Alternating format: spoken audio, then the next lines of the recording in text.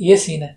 بار بار یہ سین بول رہا ہوں میں, بولنا نہیں چاہیے, مطلب میں نہیں بولنا چاہ رہا, لیکن تو یہ آپ کی عادت ہوگی نا, یہ آپ کی عادت ہوگی. عادت نہیں ہے, میں عادت نہیں ہے, بلکہ آج پتہ نہیں کیوں بول رہا ہوں, میں کیمرے کے اب سامنے اوائڈ بیٹھ کرتا ہوں یار اس کو. گئے. ہاں یہی بات ہے شاید. میں نہیں دیتا زندگی کا حساب, کیا مجھے پوچھ کر بنایا تھا. اللہ تعالیٰ ایسا کر دیں آپ میرے ساتھ تو مزہ آ جائے گا. بھائی آپ کو کیا پتا آپ کو مزہ آئے گا کہ سزا آئے گا.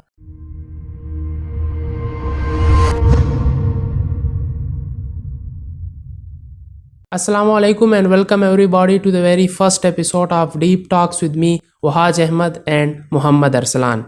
ارسلان بھائی کیا السلام حال ہے علیکم. آپ کے؟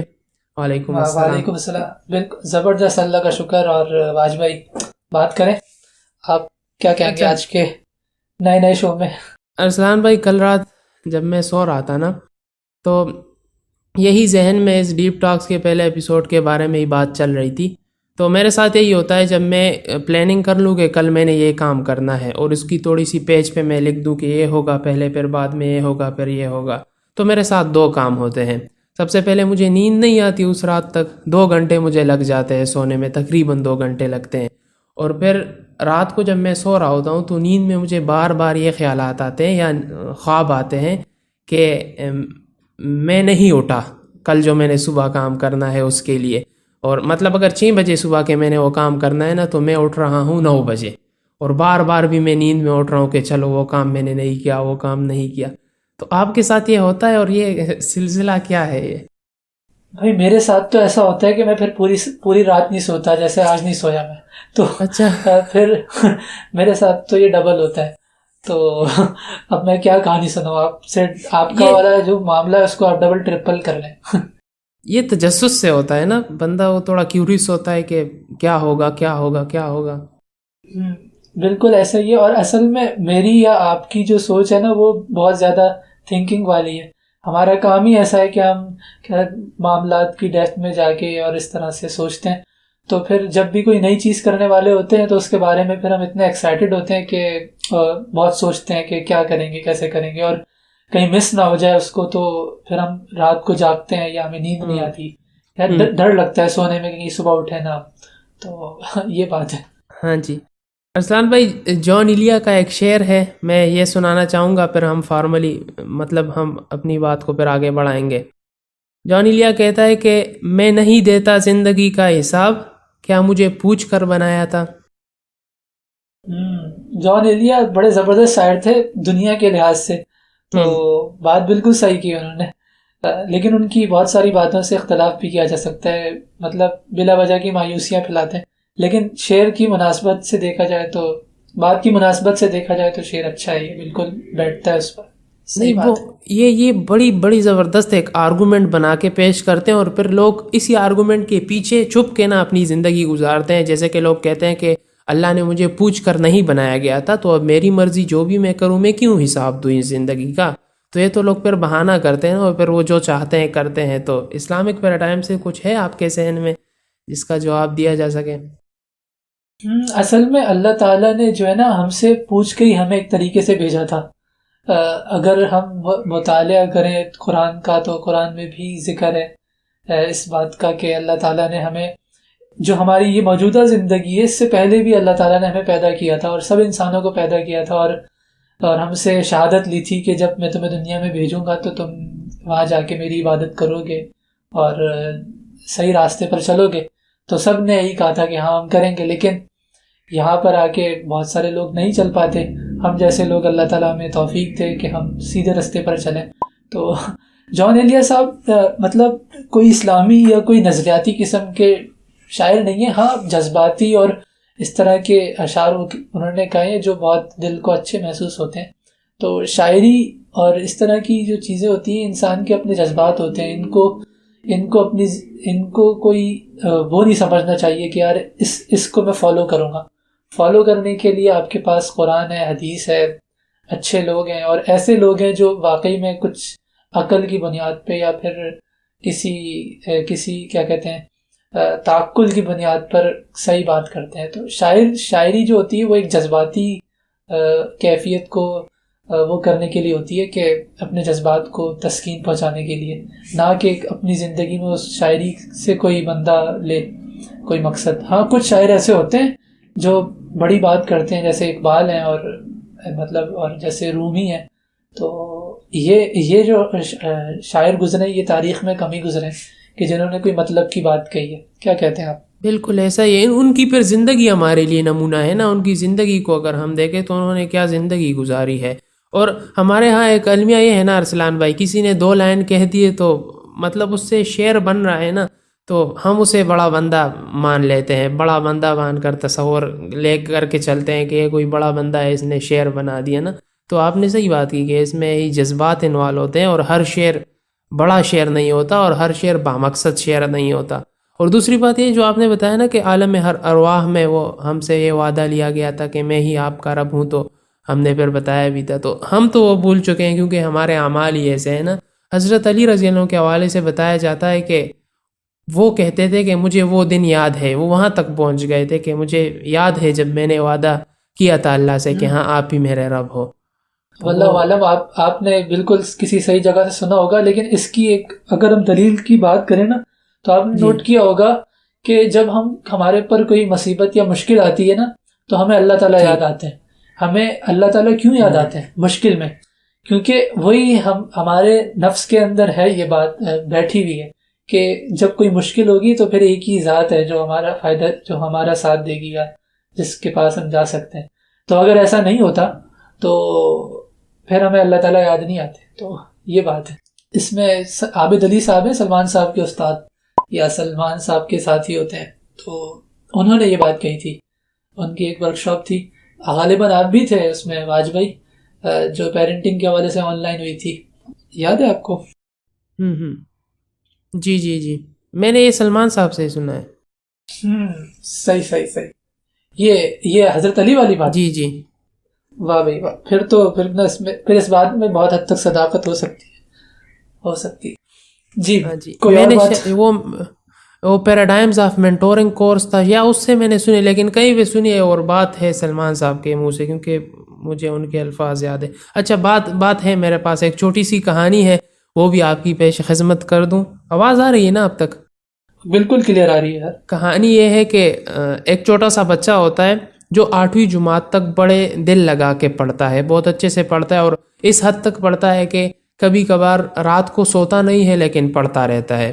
پھر جب وہ 8ویں جماعت تک پہنچ جاتا ہے تو اس کو کچھ اس طرح کے دوست مل جاتے ہیں جو صرف ایوریج ہی ہوتے ہیں پڑھائی میں، بس فیل ہوتے ہی بچ جاتے ہیں، اور وہ پڑھائی میں پھر زیادہ انٹرسٹ نہیں لیتے۔ تو یہ بچہ جب ان کے ساتھ مل جاتا ہے تو یہ بھی پھر پڑھتا نہیں ہے۔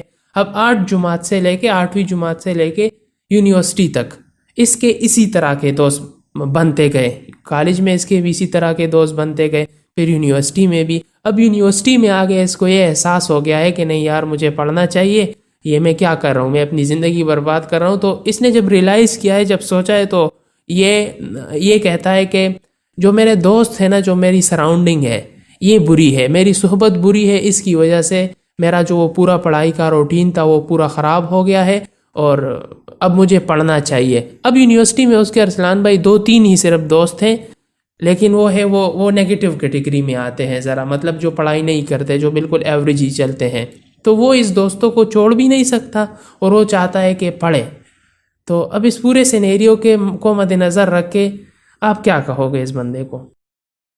دیکھیں، کسی بھی انسان کے ساتھ اگر ایسے لوگ ہیں جن کے ساتھ مجبوراً اس کو رہنا پڑتا ہے، اور کیا کہتے ہیں ان میں کوئی برائی اس کو نظر آتی ہے جو اس کے لیے خطرہ ہوتی ہے، تو ممکن حد تک ان سے بچے، لیکن اس طرح نہیں بچے کہ جیسے وہ کوئی آپ کو کاٹ کھائیں گے۔ سلام کرے، ان کے ساتھ بیٹھے، اور اگر آپ کو لگے کہ وہ آؤٹ آف کنٹرول ہو رہے ہیں یا اپنی اس سے حدوں سے باہر نکل رہے ہیں، تو سلام کر کے ان سے کہے کہ میں ابھی چلتا ہوں۔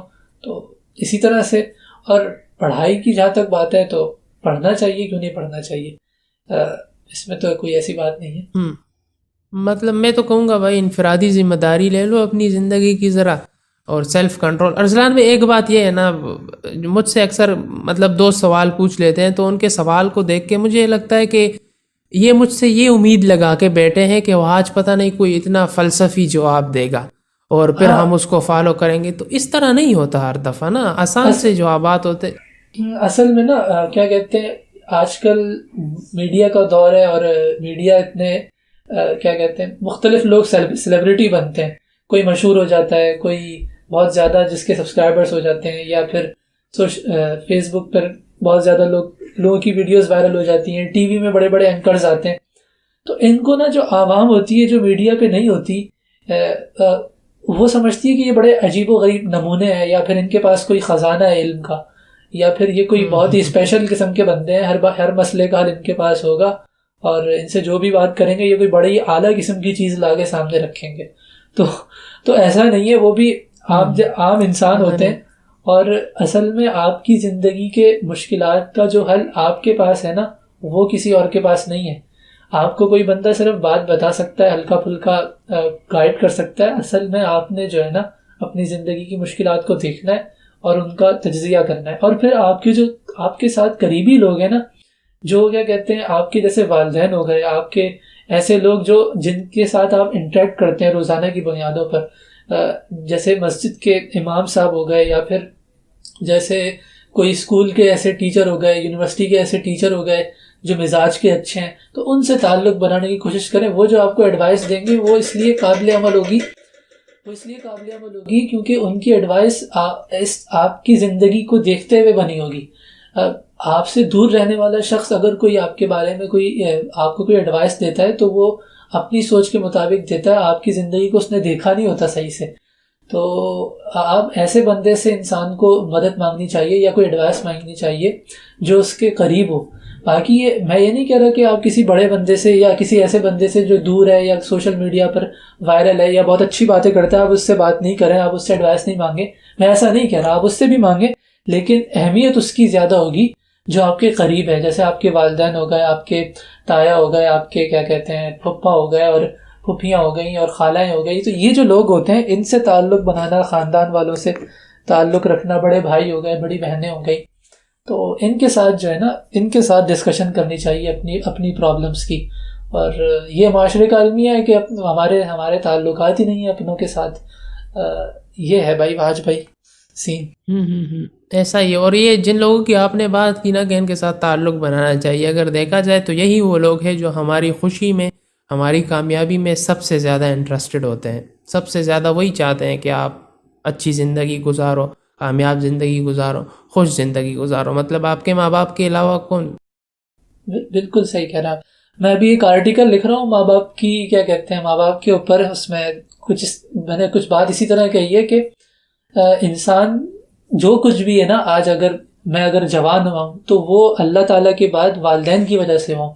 والدین اگر مجھے پیدا کر کے چھوڑ دیتے یا اس دنیا سے چلے جاتے, کچھ بھی ہو سکتا ہے, تو میں آج اس حال میں نہیں ہوتا. انہوں نے جتنا مجھ پہ انویسٹ کیا ہے کوئی بھی نہیں کرے گا آپ پر اتنا انویسٹ. تو والدین سے بڑا مخلص اور قربانی دینے والا کوئی ہے ہی نہیں. تو یہ بات ہے, ان کی قدر کرنی چاہیے. ان سے آپ جو بات ڈسکس کریں گے نا وہ آپ کا اچھا مشورہ دیں گے. یہ بات ہے. اچھا, اس میں ایک پوائنٹ ذہن میں آیا کہ بعض دفعہ ایسا ہوتا ہے کہ ایک ایکسپیرینس بندہ ہوتا ہے.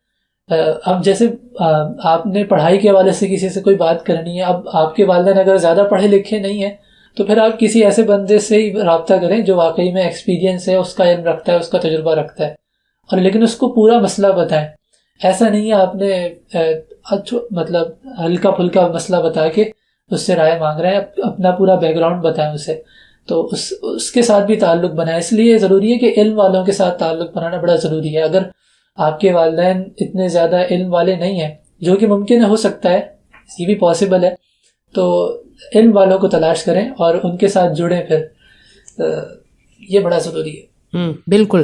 اور جو آپ نے بات کی نا کہ کھل کے ان کے سامنے پھر بات کرے, تو یہ جو سائیکالوجسٹ ہوتے ہیں نا, ان کے پاس اگر آپ جاؤ, میں تو نہیں گیا لیکن میں نے کہانیاں سنی ہیں ان کے بارے میں, تو وہ یہی کہتے ہیں کہ آپ جب ان کے پاس جاتے ہو نا تو یہ یہ آپ کے ساتھ ایسے کھل جاتے ہیں نا, تو ان کے پاس تو آرٹ ہوتا ہے, وہی ان کا کام ہے, تو آپ بھی ان کے سامنے مطلب پورے کھل جاتے ہو اور اپنی ساری باتیں اور اپنے سارے جو دل کا اور ذہن کا جو بڑاس ہے وہ سب کچھ نکال دیتے ہو اور ساری باتیں ان کے سامنے رکھ دیتے ہو.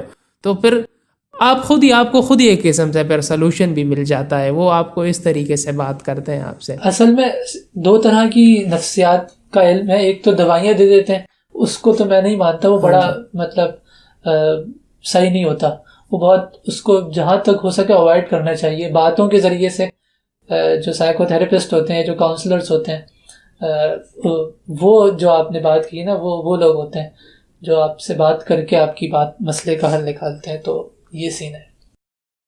صحیح ہے۔ بتائیں ارسلان بھائی، آپ کے پاس اور کوئی کچھ مواد ہے تو ہاں، مواد وحاج بھائی، میں یہ سوچ رہا تھا کہ ہمیں جو ہے وہ کس طریقے سے سوچنا چاہیے، ہمارے سوچنے کا انداز کیسا ہونا چاہیے۔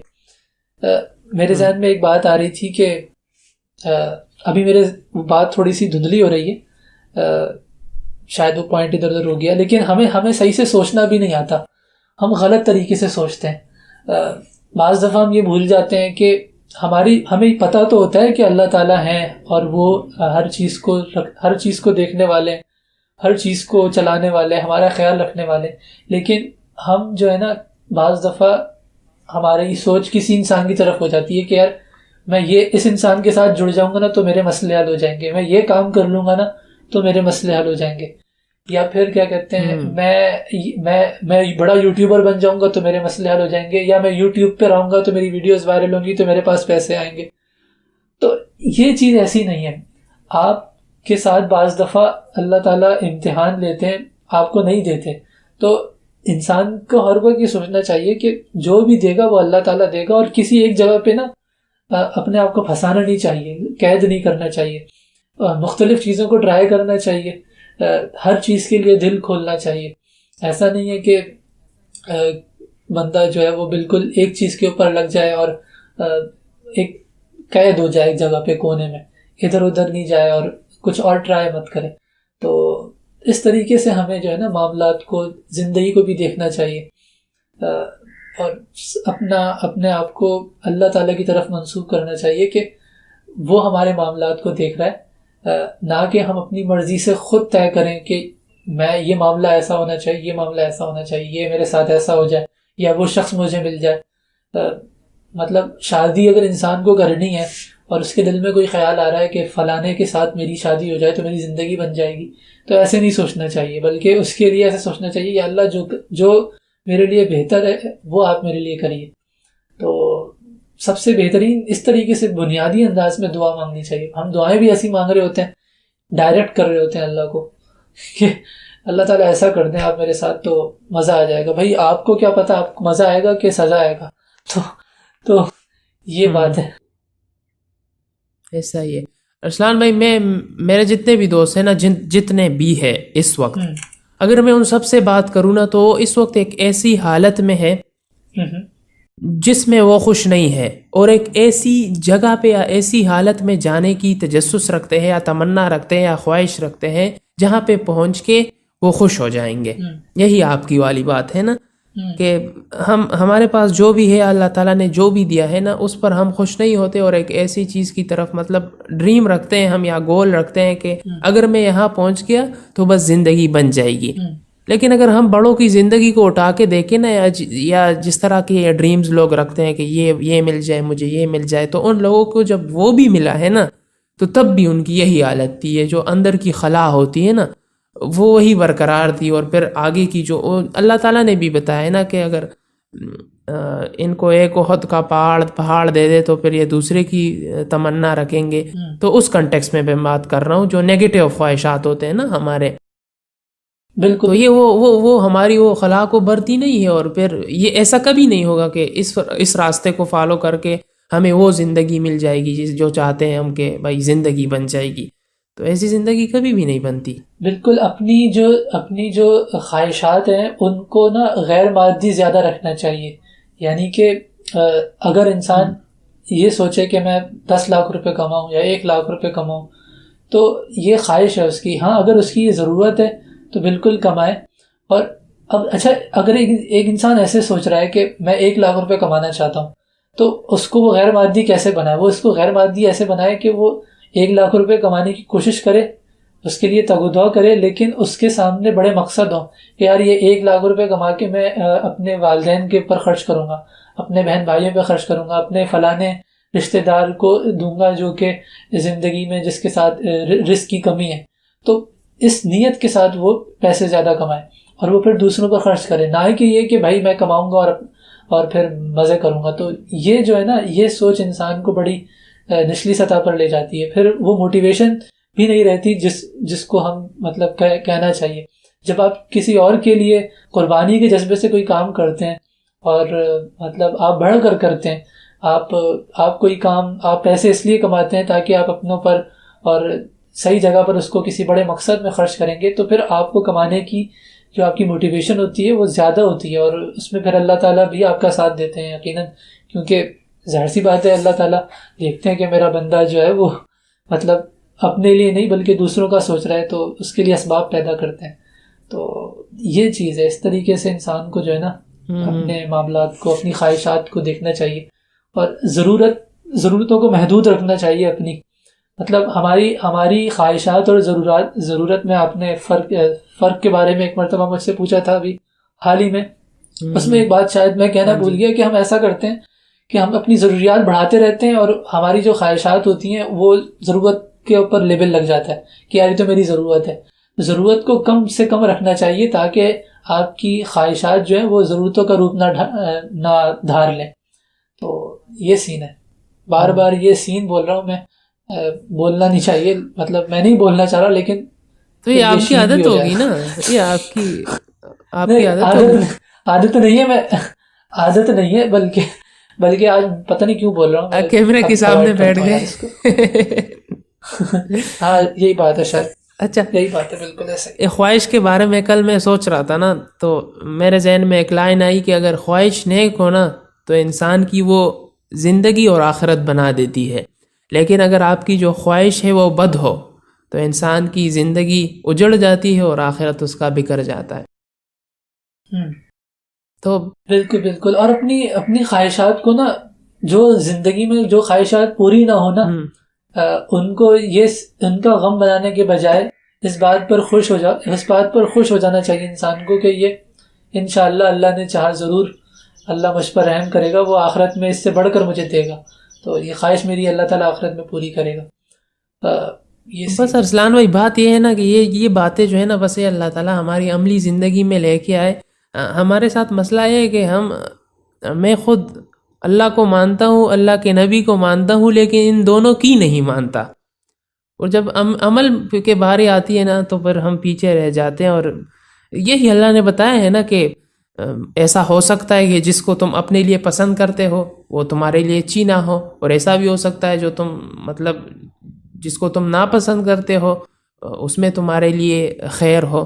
ایسا کچھ ہے نا آیا، تو اس سے ہمیں صاف نظر آ گیا اور بڑی امید ہمیں مل گئی کہ بھائی اگر یہ میرے اوپر غم آ گیا تو خیر ہے، مجھے لگتا ہے کہ یہ میرے لیے اچھی نہیں ہے، لیکن اللہ نے تو بتایا ہے کہ ایسا بھی ہو سکتا ہے کہ جو تمہیں برا لگتا ہے وہ تمہارے لیے اچھا ہو. تو اس اللہ کی ایک آیت کو ایمان کر اگر میں اس کو ایکسیپٹ کر دوں نا تو وہ آج ہم سے ایکسیپٹ نہیں ہو رہا، وہ ہمارے عمل میں نہیں ڈل رہا نا. یہ جو علم ہے، علم عمل میں نہیں آ رہا.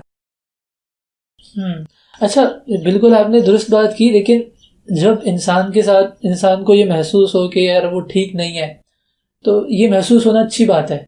اپنی فکر کرنا بالکل اچھی بات ہے، لیکن ندامت اور مایوسی میں فرق ہے. ندامت اس بات کی علامت ہوتی ہے کہ آپ کو اللہ سے امید ہے کہ وہ آپ کو آگے چل کر نکال لے گا گناہوں سے، یا پھر جو بھی آپ کو برا لگ رہا ہے اپنے حوالے سے آپ اس سے نکل آئیں گے. اور مایوسی یہ ہے کہ آپ بالکل نا امید ہو جائیں، آپ اللہ سے ہی نا امید ہو جائیں، آپ کو لگے کہ اب تو میں معافی نہیں ہو سکتا، اب تو میری معافی ہو ہی نہیں سکتی، اب تو کیا کہتے ہیں مطلب اب تو گناہ کرتے جاؤں گا میں، اور میں تو شاید اب گناہوں سے نکل بھی نہیں سکتا. تو مایوسی کفر ہے، اور انسان کو اپنے ایمان کو جو ہے نا، وہ ایمان کی علامت یہی ہے کہ وہ کیا کہتے ہیں مایوسی اور اس کے درمیان میں ہوتا ہے، خوف اور امید کے درمیان میں، مایوسی نہیں، خوف اور امید کے درمیان میں ہوتا ہے. تو یہ بات ہے. صحیح ہے. اس کو یہی جو خواہش پہ ہم بات کر رہے ہیں نا، اس کو ویسٹ نے بھی بڑا اس پر انہوں نے بھی بڑی بات کی ہے، لیکن وہ تو دین کے پیراڈائم میں بات نہیں کرتے. کہیں پہ اس کو فوکسنگ ایلوژن کا نام دیا گیا ہے، کہیں پہ اس کو ہیڈونک ٹریڈ مل کا نام دیا گیا ہے. وہی جو ہم نے بات نہیں کی کہ یہاں پہ چلا جاؤں گا تو زندگی بن جائے گی، تو پھر اگر وہاں پہ پہنچ گئے تو پھر ایک اور چیز آ جاتی ہے ان کے سامنے. تو میں نے پڑھے 2-3 کتابوں میں نے کنسیپٹ پڑھے ہیں، یہی فوکسنگ ایلوژن والا اور ہیڈونک ٹریڈ مل والا. تو یہ مطلب ہر انسان کے ساتھ، ہر انسان، اگر میں تو صرف اپنے دوستوں کی میں نے بات کی نا کہ وہ خوش نہیں ہے اپنے کرنٹ زندگی سے اور کہیں پہ جا کے خوش ہونا چاہتے ہیں، تو یہ میرے خیال میں اس وقت پوری دنیا میں اسی طرح ہو رہا ہے. مطلب مغرب بھی اسی کا شکار ہے، اور انہوں نے پھر اپنے ہی وہ نکال دیے ہیں وہ. اصل میں اس میں ایک چیز یہ بھی ہے کہ ہم لوگ کنزیوم بہت زیادہ کر رہے ہیں، کریٹ کم کر رہے ہیں. اچھا، کنزیوم اور کریٹ سے مراد یہ کہ ڈیجیٹلی بات کر رہا ہوں، انٹرٹینمنٹ کے نام پہ ہم جتنے زیادہ اپنے آپ کو پھنساتے ہیں نا اس میں آپ کے سب چیزیں آ جاتی ہیں، یعنی جو بھی آپ کہہ لیں، ٹی وی اور سوشل میڈیا، یوٹیوب پر موویز دیکھنا، یہ وہ، تو اتنا آپ کی نا زندگی میں آپ کی انسیکیورٹیز بڑھتی ہیں، تو پھر آپ کے اندر خواہشات پیدا ہوتی ہیں. تو آپ اگر کریٹ کرنے سے مراد یہ ہے کہ آپ کم سے کم سوشل میڈیا کا استعمال کریں، اور اگر کر رہے ہیں تو اس پر کریٹ کریں. ایسا نہیں ہے کہ آپ اس پر جا کے صرف کنزیوم کریں، جتنا آپ کنزیوم کر رہے ہیں اتنا ہی آپ کریٹ کریں. اور جو چیز آپ کنزیوم کر رہے ہیں آپ دیکھیں کہ وہ آپ کے اندر مطلب خواہشات، فضول خواہشات، اور آپ کو ڈسٹرب تو نہیں کر رہے، آپ کے اندر حسد، جیلسی تو پیدا نہیں کر رہے. تو یہ چیز ہے، اس کو دیکھنا چاہیے انسان کو. یہ تو ہوگا ارسلان بھائی، ایک بندہ سوشل میڈیا کو یوز کرے گا، انسٹاگرام کو یوز کرے گا، اور اس کے اندر کمپیریزن نہیں آئے گا. میرے لیے یہ بات ہضم کرنی بہت مشکل ہوگی. ہاں جی، وہ پورا گیم ہی ہے یہ ارسلان بھائی. ایک اور بات مجھے یاد آ گئی کہ میں کچھ دنوں پہلے ایک کتاب پڑھ رہا تھا کرنل محمد خان کی، بددیسی مزاح اس کا نام تھا. تو اس میں ایک کہانی اس طرح چل رہی ہوتی ہے، 2 دوست ہوتے ہیں، وہ مری جا رہے ہوتے ہیں. تو جاتے وقت ان کے گاڑی میں کچھ کام آ جاتا ہے، تو وہ گاڑی مطلب وہ کیا کہتے ہیں اس کو، مصری کہتے ہیں، اس کے پاس کھڑی کر دیتے ہیں. اور ایک ہوٹل ہوتا ہے تو اس ہوٹل میں چلے جاتے ہیں، چائے پینے لگ جاتے ہیں. تو ساتھ میں ایک بندہ ہوتا ہے، تو ایک گپ شپ لگا رہے ہوتے ہیں، اور جو یہ 2 بندے ہوتے ہیں یہ بڑے مزاحیہ ہوتے ہیں. تو وہ ہوٹل میں سب ان کا ایسے گہرا لگا دیتے ہیں، اور یہ بس ہنسی مذاق کی باتیں کرتے ہیں اور سب ہنستے ہیں. بیچ میں ایک بندہ مونگ پھلی کھا رہا ہوتا ہے، تو وہ اس بندے کو مونگ پھلی آفر کرتا ہے کہ بھائی کھا لو. یہ نہیں کھاتا، یہ کہتا ہے نہیں بھائی، کچھ دیر کے بعد ہم نے کھانا ہے، مونگ پھلی کھا لی تو پھر کھانا صحیح سے نہیں کھاؤں گا نا. تو وہ بندہ اسے کہتا ہے کہ بھائی ایک تو کھا لو. تو سامنے سے یہ کہتا ہے کہ میں نے زندگی میں کوئی ایسا مائی کا لال نہیں دیکھا جس نے ایک مونگ پھلی پر گزارا کیا ہو. تو اس سے ریفرنس میں یہ دے رہا ہوں کہ کچھ لوگ کہتے ہیں کہ بس میں تھوڑی دیر کے لیے سوشل میڈیا یوز کر لوں گا، تو وہ تھوڑی دیر بہت بڑی بن جاتی ہے. کچھ لوگ کہتے ہیں میں صرف یہ ایک مووی دیکھوں گا، یہ ایک مووی. میں یہاں پہ بہت مطلب وہ قسم اٹھانے والی بات ہے کہ کبھی بھی آپ کی ایک مووی کو دیکھ کے آپ کا گزارا کبھی بھی نہیں ہوگا. اور جس وجہ سے آپ نے وہ مووی دیکھی ہے نا، جو خوش ہونے کی بات، جو مزہ لینے کے لیے آپ نے وہ مووی دیکھی ہے، وہ مزہ کبھی بھی ختم نہیں ہوتی. ذہن کے لیے وہ مزہ کبھی بھی بہت زیادہ نہیں ہوتا، ہمیشہ کم پڑ جاتا ہے وہ مزہ ذہن کے لیے. پھر آپ کا مائنڈ کہے گا کہ اب میں نے دوسری مووی دیکھنی ہے، پھر تیسری، پھر چوتھی، پھر 5ویں. جب تک مطلب نجات کا راستہ یہی ہے کہ بندہ آج سے ہی موویز دیکھنا بند کر دے، آج سے ہی سوشل میڈیا کو بالکل ہی کم کر دے اور صرف اپنے مقاصد کے لیے استعمال کرے. ارسلان بھائی نے بات کی کنزیوم کم کرے، کریٹ زیادہ کرے. اب ایک عام بندہ سوچتا ہے کہ میں تو نہ یوٹیوبر ہوں، نہ کچھ کرتا ہوں. تو بھائی آپ نے اگر کچھ دیکھا، میری ویڈیو دیکھی، کسی اور کی ویڈیو دیکھی، کچھ بھی دیکھا، ایک کاغذ اٹھاؤ، ایک قلم اٹھاؤ، بیٹھ جاؤ اور سوچو اس پہ کہ یہ میں نے کیا دیکھا، یہ میں نے کیا سنا، اور پھر جو بھی آپ کے ذہن میں آتا ہے اس کو ذرا پیج پہ لکھو. تو یہ کریٹ کرنا ہے. پھر اگر آپ اس کو شیئر کرنا چاہتے ہو کسی کے ساتھ تو گھر والوں کے ساتھ شیئر کر دو، یا سوشل میڈیا پہ ہی کسی کے ساتھ شیئر کر دو. تو ضروری نہیں ہے کہ آپ کا چینل ہونا چاہیے تبھی آپ کریٹ کرتے ہو. آپ ایسے بھی تو سوچ سکتے ہو نا. ہم نے ایک اور کام کر لیا ہے 21ویں صدی میں، یا اگر پہلے سے بھی ہو تو، کہ ہم نے یہ لکھنے کا کام، سوچنے کا کام، اس کے لیے ہم نے کچھ ٹھیکیدار بنا دیے ہیں کہ بس یہ کام تو یہ لوگ کریں گے. ہم تو بھائی لکھنا، میں کیسے لکھ سکتا ہوں بھائی؟ میں سوچنا، میں خود ارسلان بھائی جب تک میری آپ سے اور سلمان صاحب سے میں وہ متعارف کہوں گا یا کیا کہہ سکتا ہوں، جب تک میں نے آپ لوگوں کو ڈسکور نہیں کیا تھا تو یقین مانے غور و فکر یہ بڑا ڈرامیٹک لگتا تھا میرے لیے کہ بھئی یہ تو وہ کچھ لوگ کریں گے جو پہاڑوں میں جا کے ادھر بیٹھیں گے، نہ کچھ کھائیں گے نہ کچھ پئیں گے، اور یہ ادھر ہی بیٹھے رہیں گے، تو یہ تو ان لوگوں کا کام ہے، میں کیسے غور و فکر کر سکتا ہوں؟ یہ بعد میں کنسیپٹ پہ آیا ہوں، جو لکھنا ہوتا ہے، آپ ایک چیز کو ذہن سے نکال کے ایک دفعہ پیپر پہ لکھو، تب آپ کو سمجھ میں آتا ہے کہ بھئی آپ کے ذہن میں چل کیا رہا ہے۔ تو یہ میں کہتا ہوں یہ سوچنا لکھنا یہ ہر بندے کا کام ہے، ہر بندہ کر سکتا ہے۔ بالکل آپ نے درست بات کی۔ اور جو سلمان صاحب ہی نے ایک دفعہ ایک ویڈیو میں انہوں نے کہا ہے کہ جب انسان لکھ رہا ہوتا ہے نا تو وہ اپنے نفس کے بہت قریب ہوتا ہے۔ معرفت نفس کا ایک ذریعہ لکھنا بھی بہت اہم ذریعہ ہے اپنے درجے میں نا، تو کیونکہ اپنی شخصیت سے بہت قریب ہوتا ہے جب انسان لکھ رہا ہوتا ہے۔